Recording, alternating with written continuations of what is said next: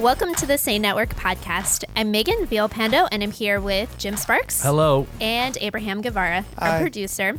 And we have a really great episode set up for you guys today. We are going to sit down with two of our favorite people, Majors Rob and Stacy Birks. They're in the top 20 It's- for sure. Wow. Oh, Nice. not even top 10? Wow. Top 10. We could talk about that later. Top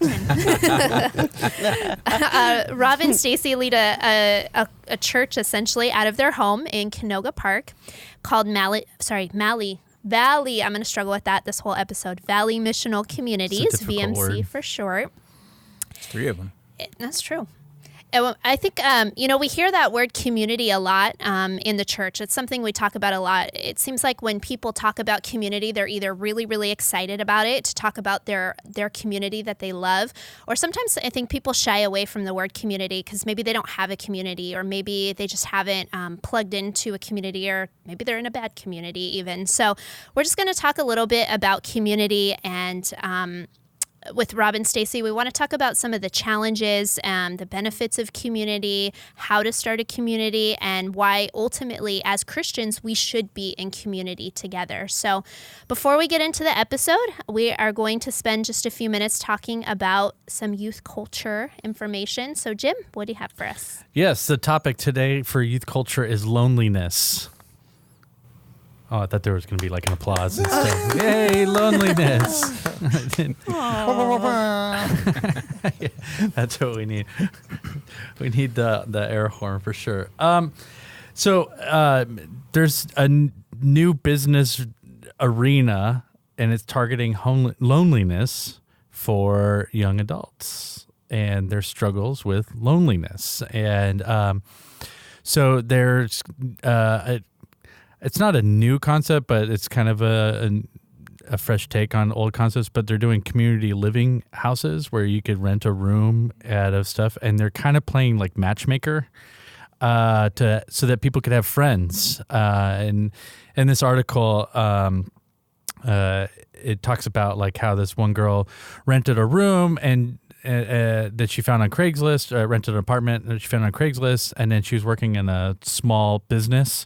And so her circle was very small, and she didn't really kind of get on with all of them. So she was getting really lonely, and like she didn't have anyone. And so she heard about one of these things and then kind of contacted and got a room and like kind of made friends and kind of created a community.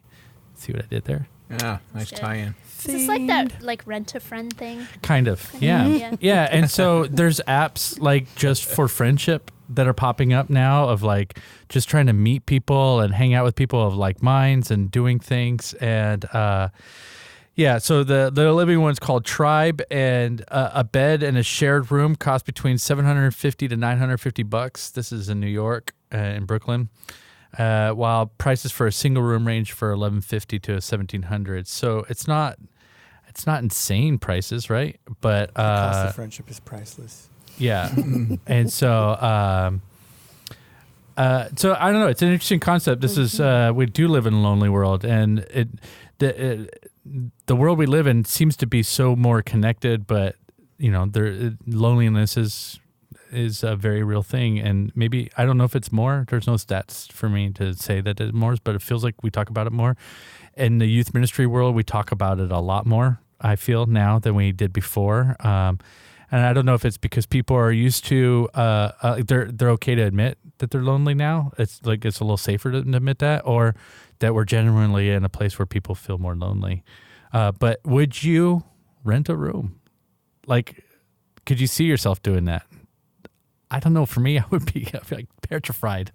I grew up in a house with 5 siblings, so I shared a room my whole life. I'm content to not share a room, except for with my husband. That's fine. But when I have the option, I'm down with my own room.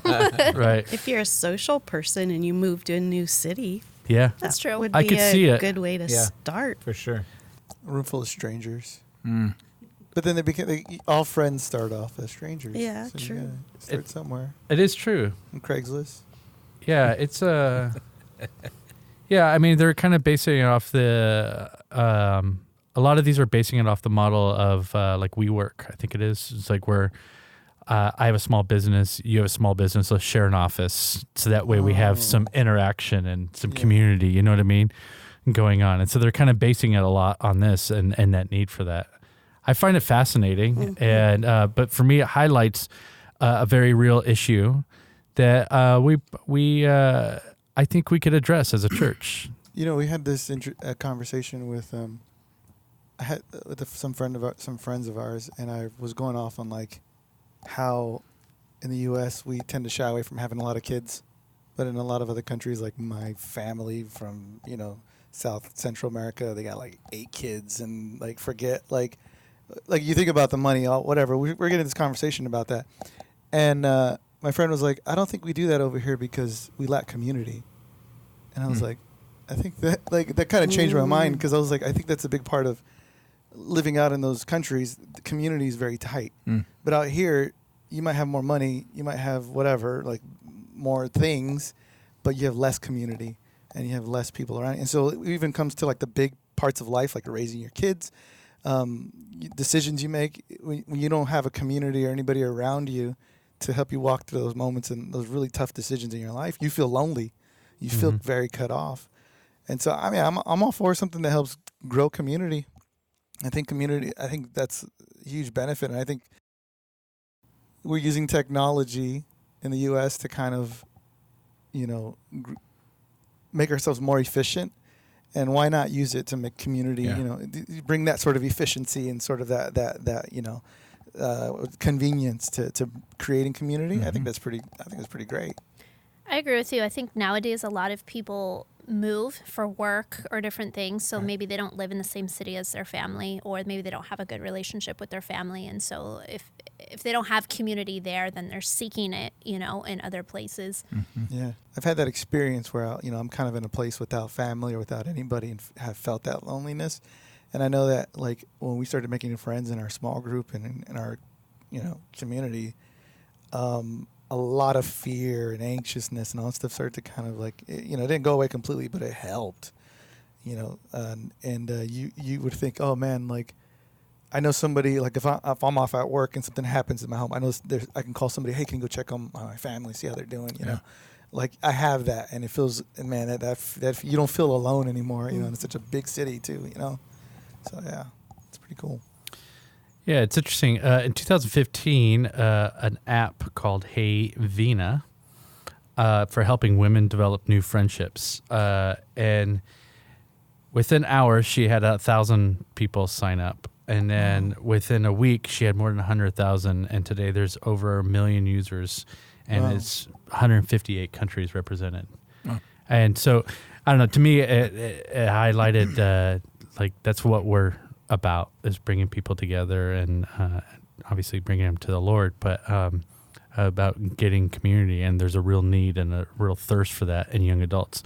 And you always hear the narrative, well, young adults are leaving the church, and stuff like that. But if we could build a place that is a community that is kind of tackling that loneliness of like, and addressing that kind of stuff, that will be the place to be. That, I mean, we could get 1,000 users signed up, if it's a safe place where they could not feel alone or abandoned.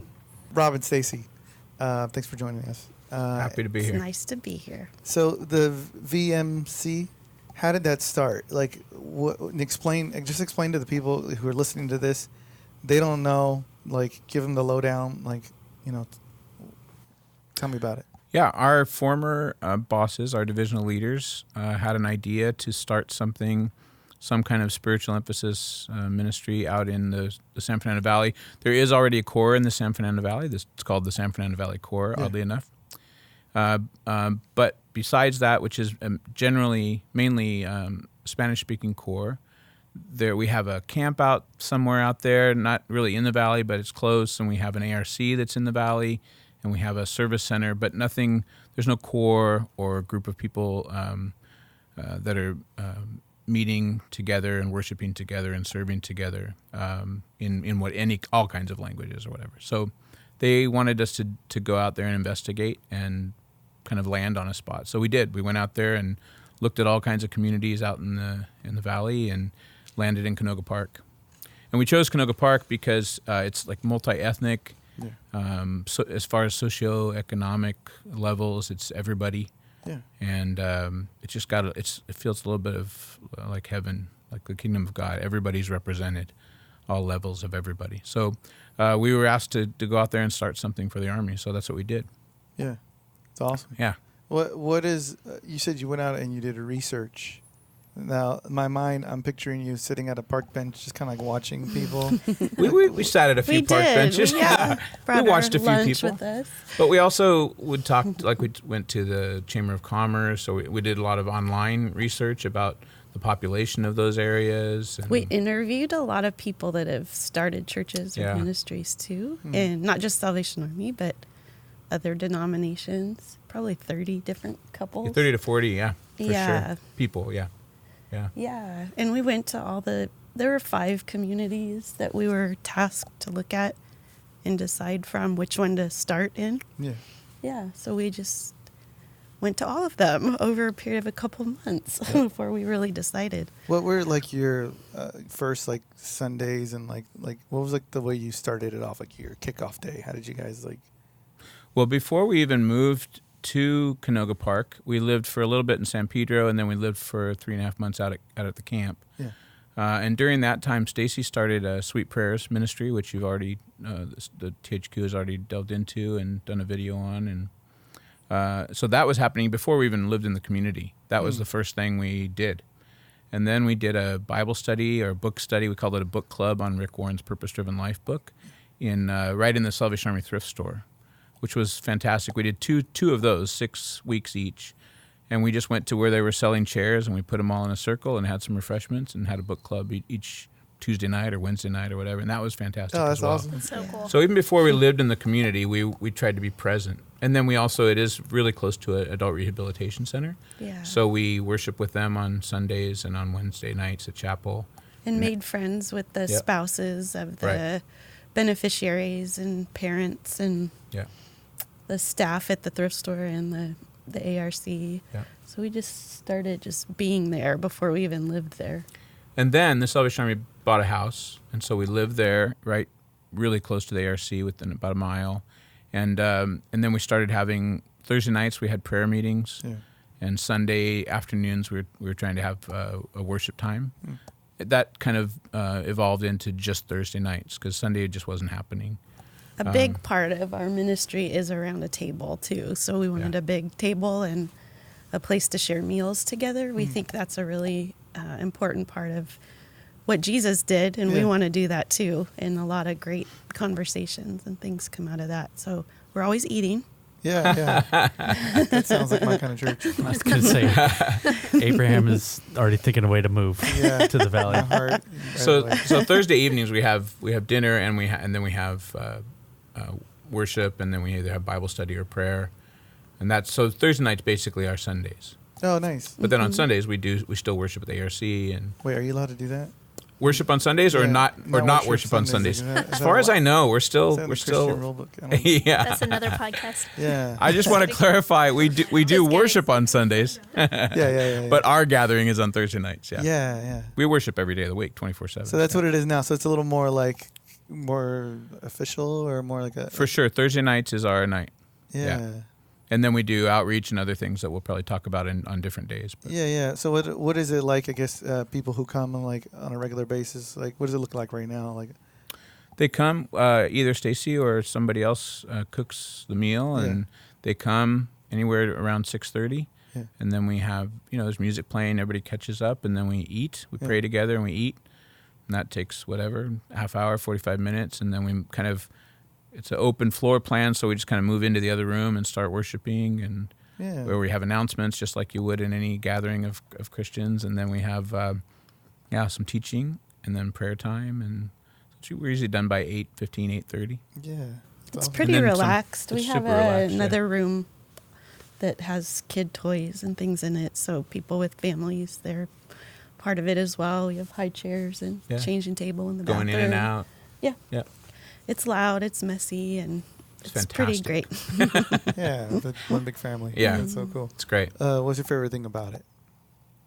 Would you if you had to pick one? There's no pretense. We're all real. Yeah.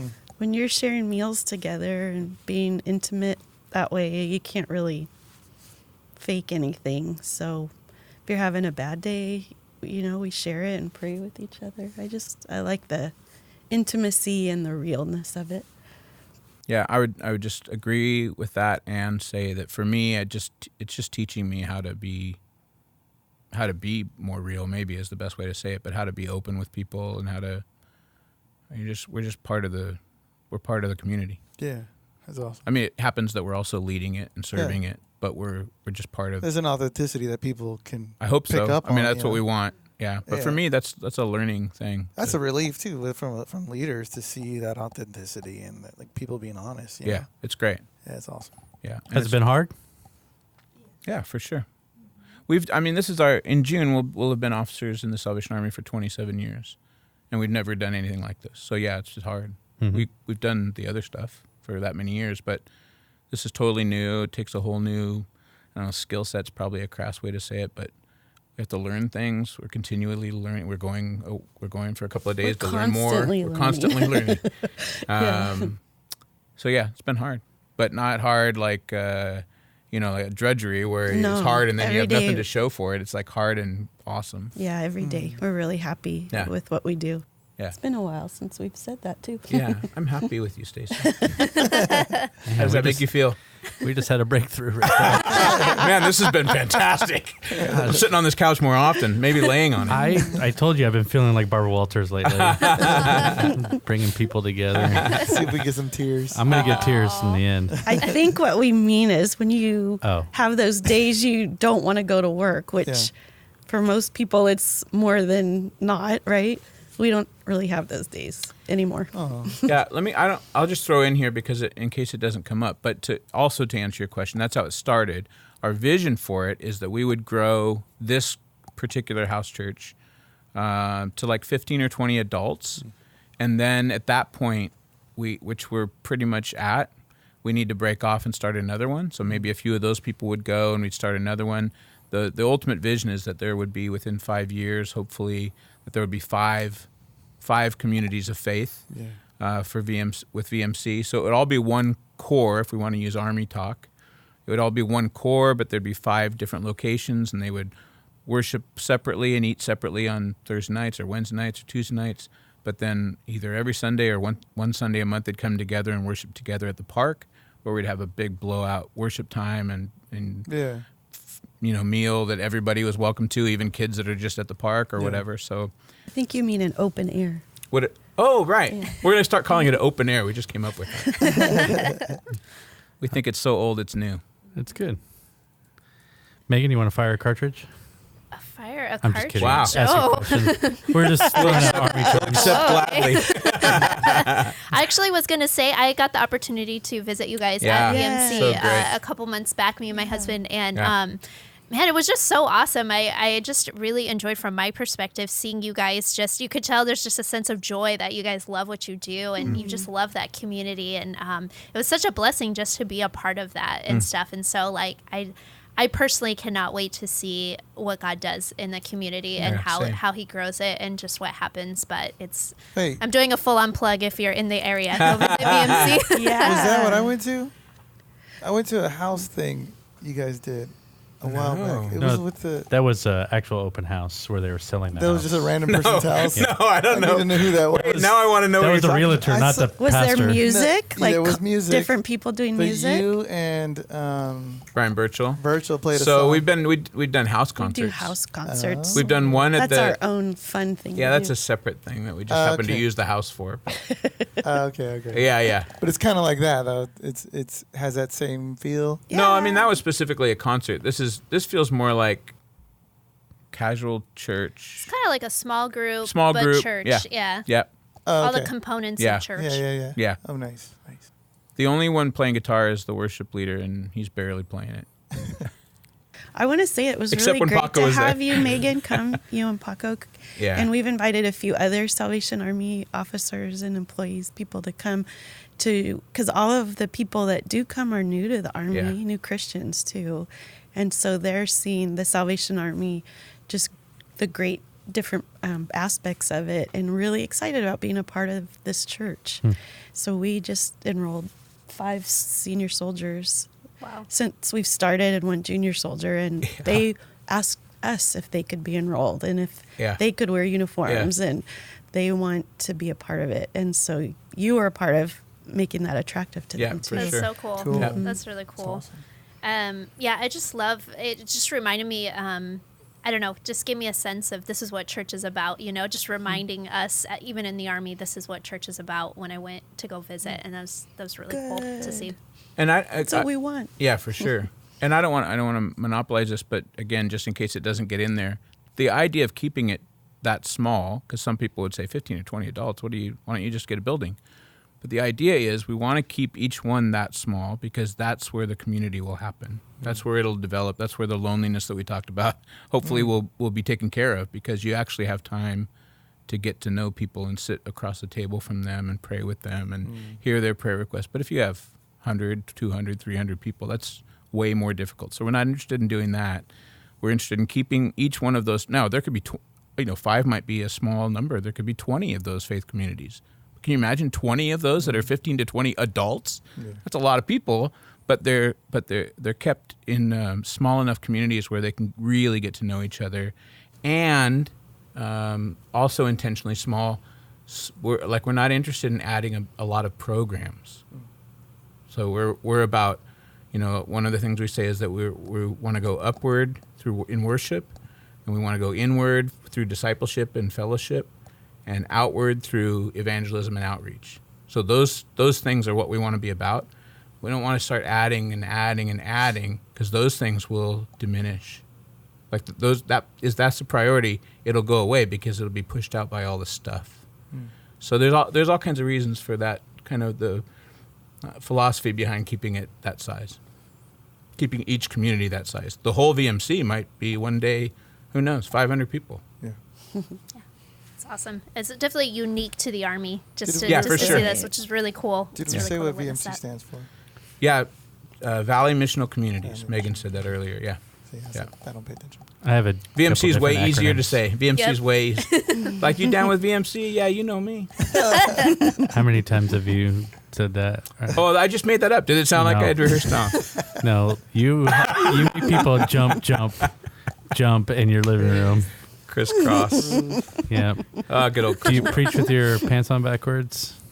No, I do not do that. So you're but not I remember those fully guys. a crisscross No, fan. All right. no. Whatever. On that note,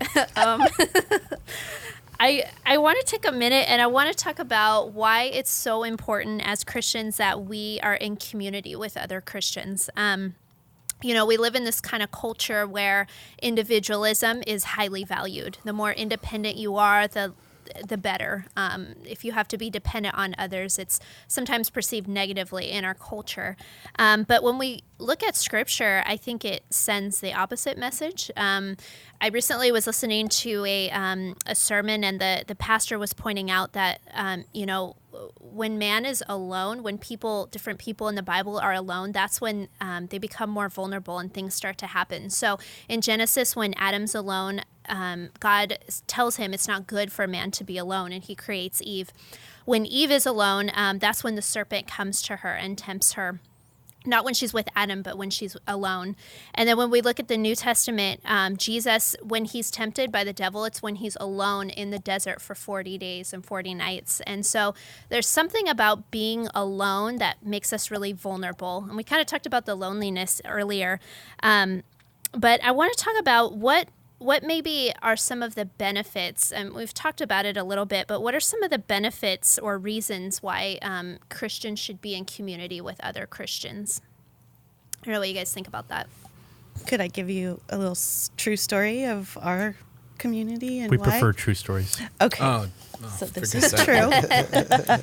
Well, we had a meeting on a Thursday night, and one of our people said somebody was going to come that was new, but we weren't sure. And he ended up coming halfway through, and he had been having some down times in his life. And so he didn't really want to come that night, but he made himself come. And then after our church meeting was over, we all just gathered again around the table, and he shared with everybody about why he didn't want to come and why he's been down, and he needed a job and he couldn't find one. And then another person in our group said that she had just heard from her boss they were hiring, and just through that meeting he got a job that week. And we were all able to pray for him, too, before we left, and it really lifted his spirits to be able to share that burden, and he wasn't alone anymore, but he would have if he hadn't come. And we all continue to support him even now too, like through things he's going through as well. And it was just a real beautiful illustration to us of like what the church can be in a bigger sense too. Like that can happen anywhere. It just happened in our small group, but we have so many stories like that to share. Just why sort of community like is needs being important. met, kind of. Exactly. Yeah. Because people are brave enough to share about them and ask for support. Yeah, and like Jim brought up, people are lonely. Life is hard, and I think there's a misconception that life is not hard for Christians, or maybe we're supposed to think that, or that it's even easier for Christians. But I mean, the Bible's pretty clear that the rain falls on the just and the unjust, and life happens to everybody, whether or not you know Jesus or not. Now, how you deal with it, all that that obviously helps. But the fact that you're up against life, that's being a human. And so everybody experiences that. Everybody experiences loneliness. Everybody needs community. We're, like, theologically, we believe in our faith tradition that, like, we're created from community. We serve a God that's a triune God, undivided in essence and co-equal in power and glory, I heard somebody say. So we're created from community and for community. Just like you said, Adam, Eve, and then they weren't even supposed to be alone together. It wasn't like a romantic, you have the whole earth. They're supposed to populate the earth. So humans are supposed to be in community. Mm-hmm. And then Christians, like the church was started with a bunch of people, right? Not just one. It wasn't just Peter. He might have been the rock, but the church was inaugurated by the Holy Spirit when people were meeting together, right? So Christians. And then just to bring it closer to home for the Salvation Army, like we're called the Salvation Army, which denotes like groups of people, right? So we believe in community, and like not just theologically, but just practically. Mm-hmm. It's good for us. It's way better for us to be with people. Not all the time, but everybody needs time, time alone. Or Jesus did, obviously. But yeah, it's huge. Like we're so sold on this concept that it's fun, and see the benefits not only, like Stacy said, in other people, but in our lives as well. Yeah. Well, great. That you took off like half my question, which was great. So I don't have to read all that part. Nailed it. Yeah. A waste of typing. But what are some challenges of being in a community, and how can you navigate those challenges? I mean, I would imagine your house being your community and a gathering place, there's probably challenges involved in that. Mm-hmm. Like, go home. Yeah. So far, we've never had to say that to anybody, so that's good. But yeah, that could be, but not for us. The challenges are, well, I think we were pretty private people before this. And Stacy's being nice. This is way harder for me than it is for her. I was like, open the garage door, drive the car in, close the garage door, and you're home. And now we know our neighbors' names. We talk to them. We're in a community, not only with VMC, but like in our neighborhood, we're in a community. Right. And being available to people and being out there and open. So that's, for me, it's less convenient. It sounds it's like a whole new way to live. Is. But Yeah. I believe in a good way. But I, to be not to joke about it, but I kind of mourn all those years that I didn't know my neighbors. Like that, I think that's wrong. Mm-hmm. So I'm not saying and now I'm better or whatever. But I wish that I had those to do over again. I don't, but I have the rest of my life, and it'll be different. Yeah. But yeah, that's definitely a possible downside, or just something. It's harder, right? Yeah. Yeah, for me, for sure. I think too, we think we're always working and living and serving, all of it together and in the same place. So we have to be creative with our time as a couple, and intentional as well, I think, to be able to keep our marriage good. And Yeah. Will you take me on a date? yeah, after this. Right on. What does a Birks date look like? Oh I'm my curious. God. Side note. Oh man. Good food, Good food for sure. good coffee, probably a music Maybe- store, Yeah, maybe a record store, a movie. Record Or we store. watch the Mariner game and you crochet. Yeah, that happens too. How much is it going to hurt your feelings, Rob, when Oh, here we go. you are retired and she's like, I never liked going to a record store. To be honest, she doesn't. She doesn't go. Do you guys have Spotify? Yeah. Spotify. Yeah. It's not the same thing. It's vinyl. Here's another. hating. Here's another. This isn't. I mean, it's hard, but it's again a good kind of difficulty. But with this kind of ministry, it's all people. It's all people. So it's not like we've had other things that we've done where, and as you guys do as well, planning an event, you plan the event, you do the event, check that the event's done, and then if you're good at it, then you debrief and how can we do this better and all, which is super important. But still, you can check it off. That thing happened. But as you know, because you work with each other and you work with other youth leaders, that when you're working with people and on people, so on your own stuff, there's not. It's just not as quantifiable. Like you don't all of a sudden go, oop, check. You know, yeah, that guy got a job, and then there's other things that we're still really interested in, and there's things with us that need work, and so iron sharpens iron, so that gets borne out and helped in communities. So it's just not or if you think of like the kettle season for a Corps officer, it's terrible. I mean, it's the best time of year. It's great, and it's a lot of work. And then they check, you're done.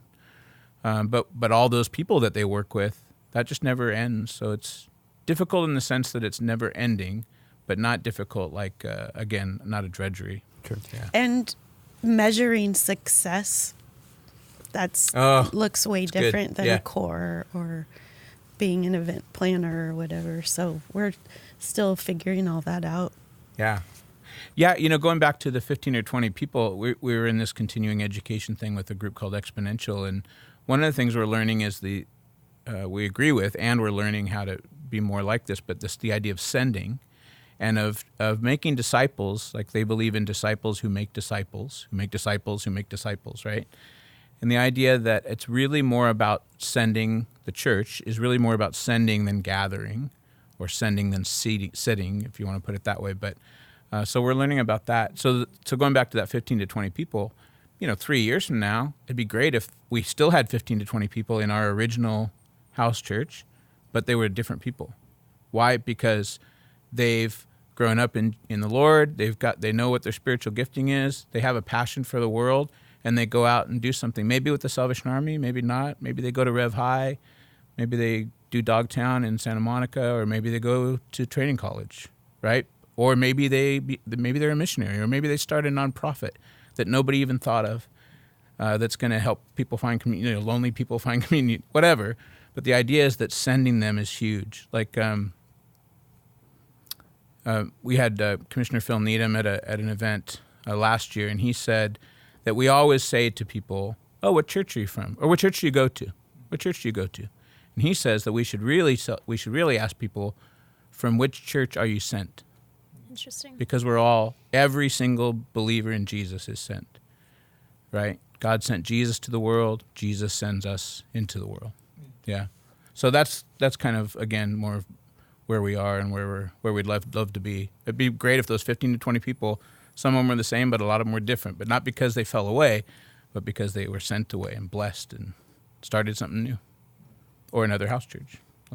I would think one of maybe kind of the biggest measures of success that you guys would have is just hearing a knock at the door or the doorbell ring. Like, that's not guaranteed in this type of environment. And I would imagine once that happens, like, oh, they're coming. You know what I mean? And that would be a pretty significant measure. It's great. Of how it's going. My idea or dream would be people just walk in. They don't even ring or knock. Yeah. Just come in, get their cup, and go get coffee and sit down. But you can't do that in Canoga Park. but Stacy read this book. You'd have to make Rob not wear pajamas. Stacy read this book called Bread and Wine. Is it by Shauna Nyquist? By Shauna Nyquist. And I didn't read it, but I read parts of it. And one part I read recently was that she said, and I'm gonna paraphrase because I'll get it wrong, but she said her idea of how to be with people or create community or even evangelize is to say to somebody, God loves you and dinner's at 6. And I just thought, that just really did it for me. Yeah. It's not just saying stuff, which is, how can you argue with God loves you? But it's also saying, you're welcome at my table, 6 o'clock. Yeah, There'll be that's food cool. for you. It's great. God loves you. 6:30. For VMC at 6:30, yeah. But in the book, it's 6 o'clock, yeah. Well, my mom would But if say you come at God 6 loves with- you and dishes are at 7. Yeah. It's kind of the same thing. It's serving. Like your mom. There's this guy named Alan Hirsch that, along with Commissioner Phil Needham, we had a big thing called Community and Mission a few years ago at Tustin, and he's not a salvationist, but he's a big hitter in the missional field, and he says in all kinds of different ways, but basically he says it's not that the church has a mission, which is how we often think of it. Church goes on mission trips and it gives to mission and it has a mission in their community, which is fine. But he says, like, chronologically, it's that the mission has a church because Jesus told his disciples to make disciples before the church was inaugurated. So it's not that the church has a mission, but the mission has a church. So that's kind of one of the ways that one of the principles that we're ministering under is that we're all about. So we're not trying to build a big church, Right. but we're on mission with Jesus, and we want to be sent just like he was sent to the world. We want to send people into the world. Yeah, recently, when people ask us, what does the Salvation Army look like in Canoga Park, we want to say, well, it's not the building we meet in our house, but it's the people that are going out into the community. Yeah.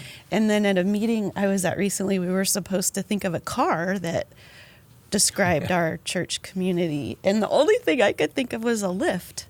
And I thought, that's awesome because that is what we are. We're going out into the community and being a part of what it is, not creating something of our own, and inviting people to it, but going out. Yeah. It's cool. Which is going back to what Stacy said about one of the difficulties in measurement is that all of us, most people in the Western Christian church, you measure by how many people come to your stuff. It's just a kind of natural thing. But that's not what we want to do. I'll just be honest. We're not recording this, right? We're like a couple Thursdays ago, or maybe last Thursday, there were 4 of us. Right. So we're not measuring, but man, we had such a good time with those, and we were able to go deeper into what we were talking about, which was the characteristics of being a disciple. And so what we're going to measure, what we want to measure it on is, man, if those 2 guys, 2 plus us 2, if all 4 of us are a year from now, still disciples, they're both soldiers, still disciples and growing in Jesus and doing something out in the world, I don't know it's measurable and immeasurable at the same time. That's great. So this kind of leads into what the question is. There's tons of benefits to being in community. What advice would you give to somebody listening to this who wants to start a community like this or wants to start a Redwood group? What advice would you say? Like, here's where you start, Well, a team would be good. Yeah. 2 is not good. Yeah. You're starting with a deficit. Yeah. Have a team of people that are like-minded and Oh, yeah. have the same mission in mind Yeah. and go where God's at work. Cook something, put the coffee on. It sounds simple because it is simple, and we really do want to keep things pretty simple. Yeah. So that whole Shauna Nyquist, God loves you and dinner's at 6, I think that's a good way to go. If it's something like that in their house, if it's a Redwoods or a small group, or if they want to start a whole missional community. And another thing that we're really trying to do, and I've said it probably too often already, but we're trying to keep the DNA like really tight. We don't want to add a bunch of stuff. So it's worship and fellowship and discipleship and, those things, evangelism and outreach, because we just don't. 10 years from now, if the DNA is wrong, it's going to be on us.